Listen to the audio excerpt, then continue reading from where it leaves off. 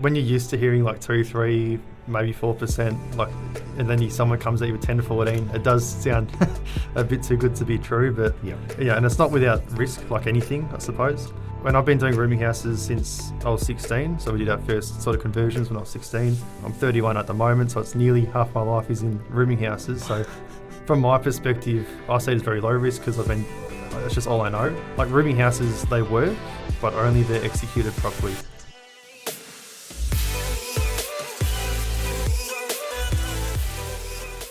Thanks for coming on, Stuart. Really appreciate it. Yeah, thanks for having me.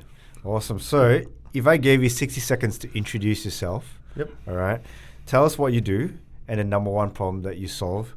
I'm Stuart Baker, and together with my father, Mark Baker, we run Super Cashflow Developments and Rooming House Expert. We help investors create high-yield rooming houses, either through converting existing houses into rooming houses or building brand new rooming houses to achieve anywhere from 10 to 14% yields for our clients. So the main problem that we're helping investors solve is they're tired of their slow, underperforming properties or negatively geared properties. We help them unlock genuine positive cash flow.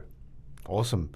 For those investors or people listening that have no idea, what a rooming house is, could you explain to us what a rooming house? Yeah. So rooming houses are basically when you've got the one property and you're letting out multiple rooms is the basic, high level view of it. There's a lot of legislation around it. There's building code requirements, planning scheme requirements, health and safety requirements, minimum tenancy, consumer affairs. There's a lot of different legislation, but the simple explanation is just renting out separate rooms in one house. The rooming house can mean a lot of different things.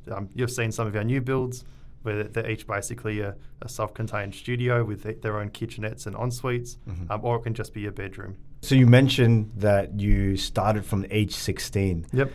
That's really young. Like, could you tell us, or could you share, how did you get into rooming houses at such a young age as well? Yeah, well, it's a bit of an emotional story, I guess. But when I was 16 in high school, my mum had breast cancer. My dad also broken his leg, so they're both bedridden basically. Dad could still sit in bed, and he had existing investment properties. Had to sell other businesses that he had because he couldn't run them from bed. He's a very detailed person. He was back then. If you googled rooming house, nothing would come up. There wasn't even a term in the planning scheme like it is now. But he was able to link together. Okay, here's what the building code says. Here's what the planning scheme says. And he sort of figured out, well, with these existing properties that we've got, we can really, as a way to make ends meet, we can get more money out of them. And so, our first ever conversion was a property in Rosebud. Yep. An existing property is actually one that I lived in for a couple of years, from 4 to 7 years old. So we converted that into, I think it was 7 rooms from memory. Dad's on crutches, doing what he can. Mum was painting as part of her sort of physiotherapy for after surgery. I was doing everything else because I was the young one and the most able. So it was all very hands-on. That was obviously how we got started, and the way we've done that conversion is very different to what we'll do now, based on what we've learnt. But that was really where things got started. What was the rent back then compared to now? I wouldn't know what the rent for the house was, but the rents per room back then were $180. Wow. I think the same properties now probably getting to $50 for the same rooms, maybe even more. So roughly 15 years ago, thereabouts. Yeah, give or take. So the rents definitely have gone up.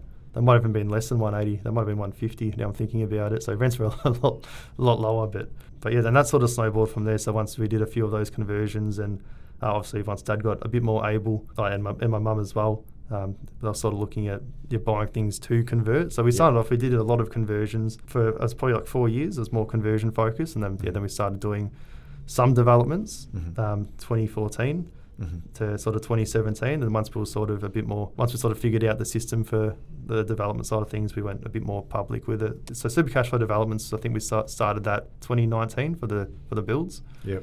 But there's a lot of conversions involved, and other clients, and more conversion focused before that. Wow. So you started that just before COVID, and then COVID. For the development side of things. Yeah, that was fun. How did COVID impact your business or the development side? Look, there's a lot of fear in the market. Yeah. There's a lot of fear about a lot of things, I think, but in property investing, like everything just went down in value. No one wanted to buy anything. So I'd say for majority of 2020, there wasn't much activity. At the end of the year, I think we picked up a lot more business. Things just got a bit more, everyone got a bit more used to it, I think. But then the next year, 2021, as you know, in Victoria, there's still a lot of restrictions.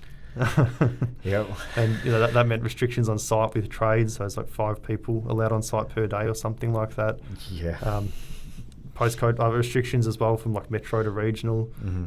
We had a lot of regional jobs, and there was some, but it wasn't as bad. We got lucky, I think, in a lot of ways with how the restrictions worked for us.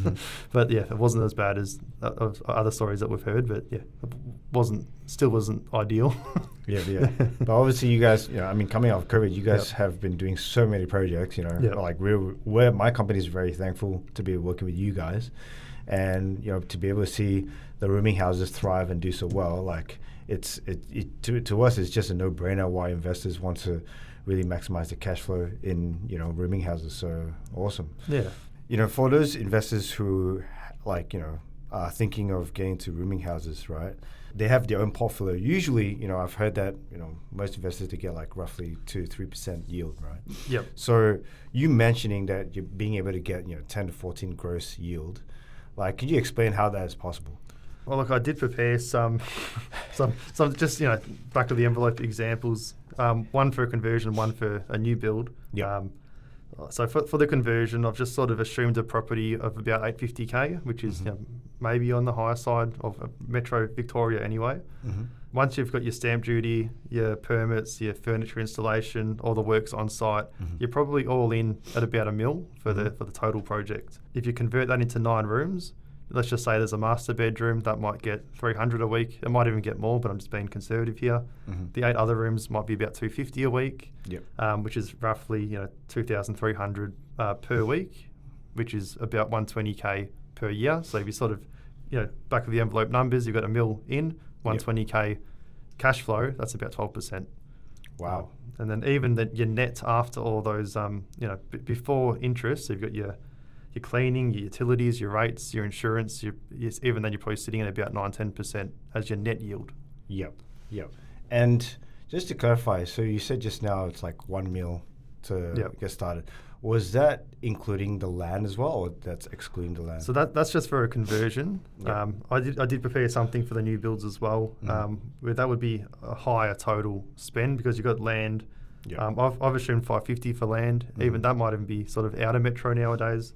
I've gone 785k for the build. So all up, that's about 1.4, maybe 1.5 total. Your rents will be a lot higher. You're probably looking at 150 to 180k as your gross rent, but a lot higher barrier of entry. So obviously you've talked about conversions versus new builds. Yep. Gross yields were roughly how much for each?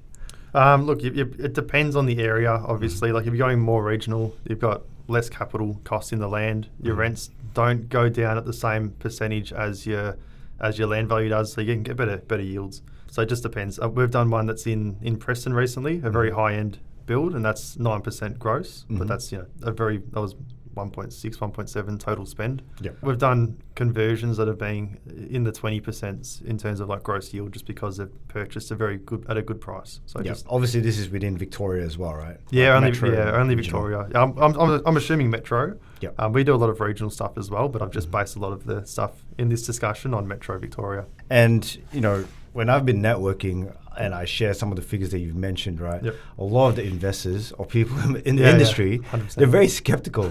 So they actually go like, are those numbers real? And when I try to break it down, even just using conservative numbers and explain like why, they don't even some must find it hard to believe. So is there a catch, or like what are the risks involved with rooming houses? When you're used to hearing like 2, 3, maybe 4%, and then someone comes at you with 10 to 14, it does sound a bit too good to be true. But and it's not without risk, like anything, I suppose.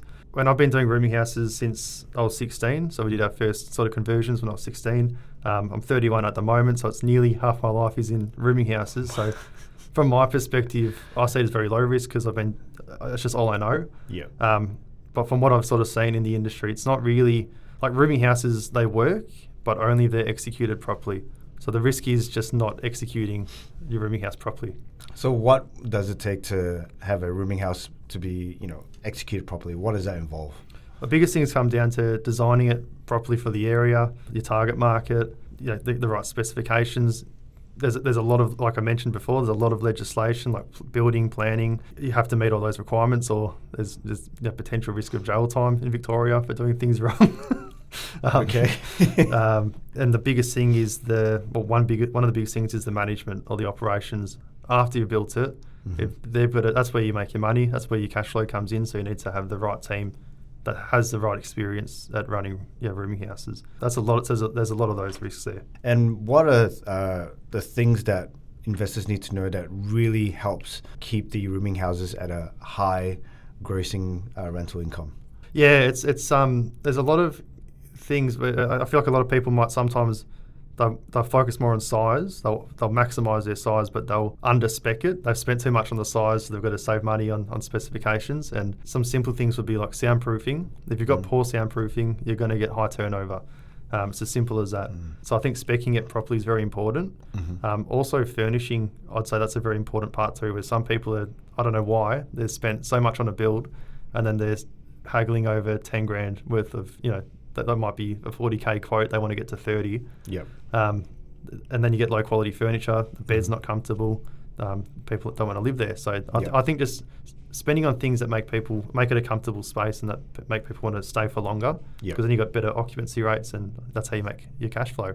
And you mentioning about furnishing, like what's the difference between a poorly furnished rooming house versus a well furnished or professionally furnished rooming house? Yeah, that's a good question. It's probably hard to quantify. I can use some real examples at the moment. So we've got a few that are being built at the same time. One of them's actually a bit smaller. The other one's a bit bigger. The specs are pretty much the same. One of them spent quite a bit on furniture. The other one went very cheap on furniture.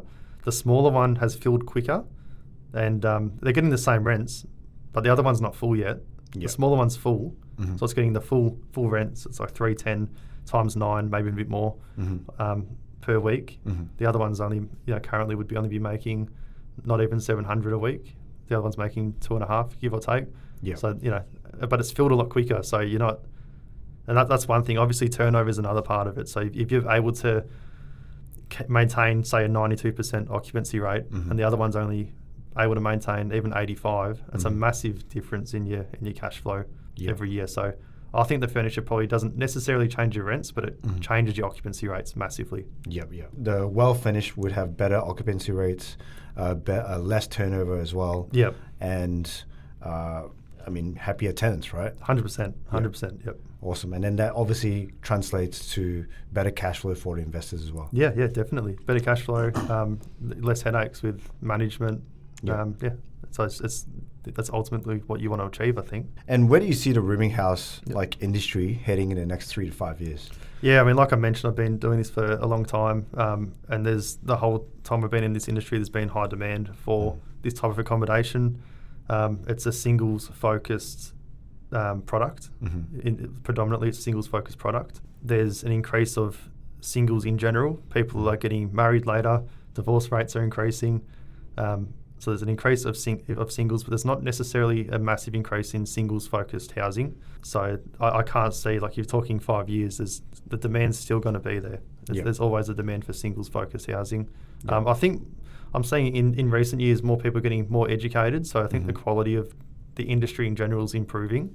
I think it would probably just keep trending that way. And one of the common questions that a lot of people ask me in the industry about rooming houses is that the general perception of a rooming house tenant or tenants that are looking to rent a rooming house that you probably get asked a lot. Like from 10 plus years ago, where they think it's like almost like any dodgy tenant that would be renting a government housing property, right?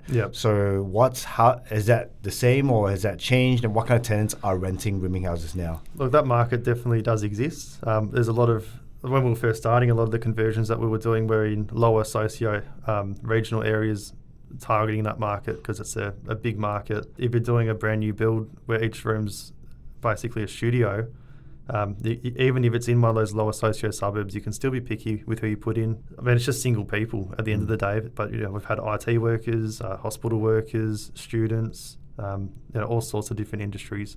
That's just single people. From their perspective, they might see, okay, there's a studio for rent. Just say it's $300 a week, but there's no bills to pay. They can move in, or they don't need much stuff. It's fully furnished. They might have a courtyard, but they don't need to mow the lawn. So we've even had doctors and people in that sort of industry. They might be working at a local hospital, and it's just somewhere they can work long hours. They've got somewhere where they can sleep and eat, and that's all they need. So there's a big range of people that would live in a rooming house. Yep. And do you see that there's still going to be a demand for rooming houses in the next 3 to 5 years? Oh yeah, 100%. Yeah, 100%. It's just like I said, singles are increasing when rent's increasing. Yep. So people are if you're younger, just moving out of home, and you need somewhere affordable, that's really one of the only options. And are there any specific suburbs that are hotspots now, or are in need or demand for rooming houses? I get asked that a lot, and my answer is pretty much everywhere there's demand. We've done stuff all around Victoria. We've done a lot of regional suburbs, a lot of metro suburbs. We've never had issues with filling. We've never had issues with demand. I can't think of any particular hotspot. There's maybe a few areas that I think there's more rooming houses or high concentration that you must steer away from, but there's no real hotspot. And for an investor thinking of investing in a rooming house, what kind of financial understanding or prerequisite would they need to get started? If they've got some understanding of investing in general, so they understand what cash flow means and how to get a loan, and that's really all you'd need.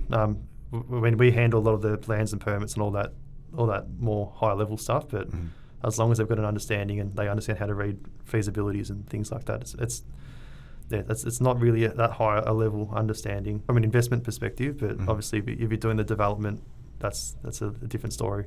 Yep. And what would you say would be the top 3 experts that they need to talk to make sure that their rooming house is going to be high performing and producing high cash flow? Finance would be a big one. It's probably more than 3 that I can list, but I'd say finance would be a big one, because if you can get a good rate or a good LVR, that can make a massive difference to your income. Potentially a buyer's agent for targeting specific areas for other reasons. Like I said, anywhere might work for cash flow, but if you're trying to balance that cash flow and growth, there might be certain regions that are better for that. But like we mentioned earlier, property manager or management team, that's where you make your money. So you really want to make sure you've got someone that knows what they're doing. Yep. I'd probably say they should talk to us for doing the development plans and permits and things like that. It's just someone that's got the actual experience and track record in this industry. So how many rooming houses have you guys developed so far? We haven't been really good at keeping track. It's been over a long period. Yep. In terms of actual builds, it's probably 50 or 60, I'd say, around that sort of number. But in terms of total projects, including the conversions, it'd be in the hundreds. Yep. We haven't really tallied it up, the exact number, but it'd be well in the hundreds. Yeah. I don't know how your team does it. You guys are doing very well. So really good job to you guys. Yeah, would you say rooming house investing is more suitable for sophisticated or experienced investors rather than your retail mom and dad investors? Yeah, look, I'd say it really depends. Just based on our data and the top investors that we've had. So we've had, I'd say a lot of the new builds, they've been generally more of your sophisticated, experienced investors or even developers themselves. So, they have a better understanding of what's involved. They're not as scared or not as risk averse as mum and dad investors may be. So for the new builds, it's been mostly more sophisticated investors. For the conversions, we've definitely had a higher percentage of mum and dad investors. In a lot of cases, they've already got a property or maybe 2 properties that they've invested in, but then with the rising interest rates, other costs increasing, and even though the rents have increased, they haven't increased at the same amount. So their portfolios are getting more and more negative. So in a lot of cases, they're just looking at trying to increase the rents of already existing properties. So you're saying that for new builds tend to be more for experienced or sophisticated investors, and the conversions are a good place to start from for mum and dad retail investors. Especially if they've already got a property because they've already got it. We can convert it. But even if it's just for their first investment, it's a lower barrier of entry to do a conversion than a new build, and a lot quicker. So you're not as nervous waiting for the build to finish and all these holding costs along the way. It's a much faster process. Yep. What's like a minimum number of bedrooms or type of property that a mum and dad investor could potentially explore and reach out to you and say, hey, would this property be suitable? What do those properties look like? We've done new builds that have been only 3 bedrooms, so it'd be up to sort of their strategy and their comfort levels and their target rents and things like that. But I'd say a lot of the conversions that we're doing, they're probably 6 to 7 rooms in most cases. Yep. The maximum you can get to is 9 rooms. Yep. So anywhere between 3 to 9 is achievable. How would an investor get started if they were interested in rooming houses? Look, they could reach out to us, the team. So there's Super Cashflow Developments or Rooming House Expert if they're wanting to sort of understand more. But I'd just be sort of talking to the right people, asking the right questions, and just understanding what they're wanting to achieve. If it's maximising their returns, or they're wanting to be able to invest in somewhere that's higher growth, they might not have as good a yield, but it means that they can afford to hold in that suburb while the growth's coming through. So I guess it'd be just worth understanding what their strategy is. It's the biggest benefit for an investor to, invest in a rooming house versus your traditional, long-term rental types of properties. Yeah, look, I mean, the one big thing that I focus on is the cash flow. Like, obviously, if you've got this is an example. It's actually one that your team furnished in Warragul. That property was getting $490, I think, a week in rent, and it's now getting $2,400 and something. So it's nearly 5 times a rental, uplift. So to me, that's a big benefit. But another awesome benefit, and especially in Victoria, is the land tax exemption that's available for rooming houses. So if you've got a rooming house, you can be exempt from land tax, and that can save you a lot of money. Victoria's land tax is quite high. So you're saying when you say exempt from land tax, that means if you have a rooming house in Victoria, you don't have to pay any land tax? Yeah, zero land tax. Yeah. Is that only to Victoria, or is it else? Like, how about the other states as well? Only Victoria. Only Victoria? Yeah, only Victoria's got the land tax exemption. Wow. No wonder a lot of investors are investing in rooming houses. That's actually it's a good point. There's been a lot of mum dad investors that have also converted for that reason, and they might have had it just say a 4-bedder. They might have converted to a 6-bedder. Yeah. Minimal changes internally, so it might just be the lounge room, you close that off. There might be another study room, close that off. There's 2 extra rooms.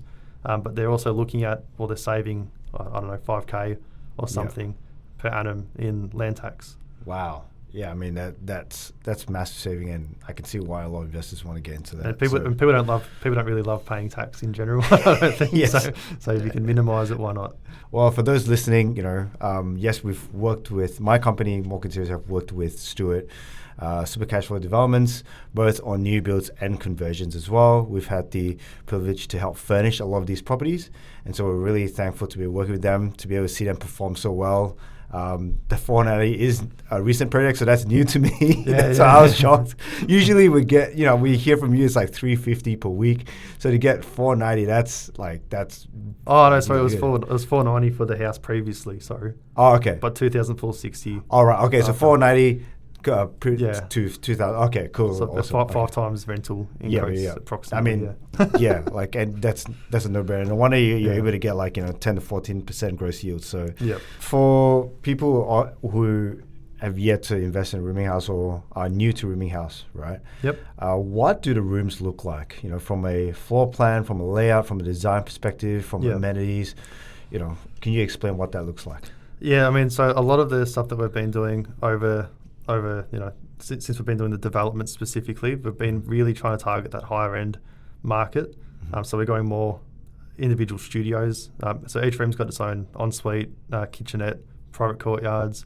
We do things like high ceilings, air cons to every room, high level soundproofing between rooms. All those sorts of things. There's a mandatory requirement for a shared kitchen and shared living, shared laundry. So that's a mandatory requirement under the planning scheme. So that's provided as well.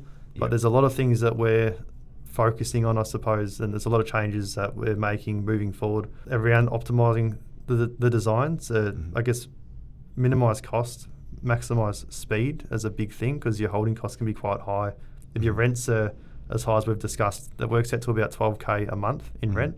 So if we can shave off, 3, 4, 5 months, that adds up quite quick. So we're sort of working on a standardised model at the moment where it's going to be essentially 9 different versions of the same design, just with like 3 different spec levels, 3 different size levels. Yep.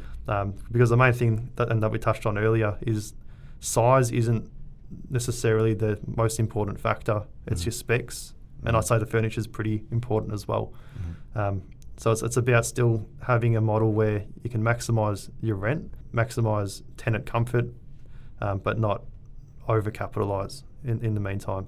Really curious because recently I've got a lead for my company for Rooming House. Okay. And we started to see that it's a very interesting layout of a studio where the bedroom, there is still a kind of like it's almost like a mini 1-bedroom apartment. Okay, yep. There's a separation between the bedroom area and the living/dining area. Is that required, and what's the difference, and how does that impact on the cash flow as well? How many rooms is that design? That was 9. That was 9. There you go. Yeah, it's pretty big as well. I haven't really been a fan of doing it with the 9-bedders just because I feel like you've got 2 small areas instead of 1 larger area, but that's just my personal opinion. We are doing a project at the moment where it's going to be 7 rooms and quite big. Each room's going to have it's going to be a similar sort of thing. So there's a living sort of area and a bedroom area, but because it's 7 rooms, it's a bit bigger footprint for each room. So I think it doesn't feel as cramped. But that is definitely something that we're seeing come onto the market a bit more. People are doing less rooms and making each room a bit more comfortable. And I think a lot of it's come from in Brisbane. You can do rooming houses there too. We can do up to 9 rooms here. In Brisbane, they can do 5 rooms. So they're usually going 5 massive rooms. So I think that sort of design trend's starting here. But we're still mainly focusing on the 9 rooms because if you've got 9 incomes versus 7 incomes, you're typically getting much better returns.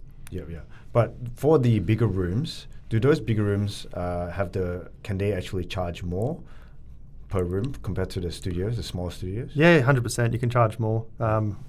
It depends on the area and things like that, but definitely you can charge more, and you'll probably get better occupancy rates as well. I'd say like your yield won't be as good, typically speaking. Again, for some investors are not as yield focused. They're happy to have something that's going to be, from their perspective, lower risk. People are going to be staying there for longer. So, and it's still very good returns, better than a standard investment. It's all a balancing act. Do you know roughly on top of your head, like what's the percentage, in terms of for the bigger size rooms versus small size rooms? Like, is there a big difference? What's that look like? If I go regional numbers, just because they're top of mind, you might be sort of 300, 310 for a small, just a studio. If you went that 7-bedder model there, you might get 350 or so. Okay. You do have the potential, because it's larger rooms, you could put couples in. So you can have up to 12 people per room. 12 people, per rooming house. So you could have more couples, and then charge a bit more for couples. So you could push it to the high threes. That being said, on the land tax exemption, there is a maximum amount of rent that you can charge, which at the moment is $400 something cents, I think. That does go up every year, but that'd be a maximum rent that you could charge anywhere in Victoria. Anywhere in Victoria, if you want to meet the exemption, to not be charged land tax. Yep. So what happens if you are charging more than $420? Well, then you got to pay land tax. Oh, okay. So that's okay. So it's, balancing act. Yeah. Interesting. So it sounds like it's roughly about anywhere between 10 to 20% difference, depending obviously on the layout, the size, and a lot of variables. A lot of variables, but it could be around that. But then you got to remember you're losing. In this case, you're losing 2 rooms. But look, I'm definitely not against it. I'd like to see these sorts of designs, and they do look really nice, and it does mean that you can cater for different markets with all these different designs. So maybe if those bigger rooms could maybe charge more. Obviously, it is a balancing act, but that obviously comes down to also the risk appetite of the investor as well, their own cash flow, their own ability to finance the project as well. So I mean, that's new to me. I didn't know there was a cap as well. So right. There you go. Where should people go if they want to know more about you or even potentially work with you as well. We've got the website, supercashflow.com.au. We're on Facebook as well, so there's the Super Cashflow developments on Facebook. For the conversion side of the business, that's Rooming House Expert. So the website is roominghouse.expert. We're on Facebook as well, Rooming House Expert. We've got YouTube channels for both companies as well, where there's a lot of content, a lot of information, a lot of fly-through videos and things like that. And Instagram as well. Awesome. Yeah, we'll put the links, all the links in the comments. And then, whoever's listening, they can go and check it out. Since this podcast is called Cashflow Curiosity, if you're a listener and you're watching this episode, let us know what you're curious about. Anything to do with cash flow. I'm genuinely learning, as you can tell, some of the things I'm learning firsthand as well from Stuart, even though I've been working for him for 3 years now. There's still a lot of new things that I'm still learning. And so I'm very excited to be able to have this opportunity to interview him and all my future guest speakers as well. So if you're curious about cash flow, definitely give us a call, contact us in the comments below. And I'll see you in the next episode. Thanks, Stuart. Thanks, Keith. Awesome.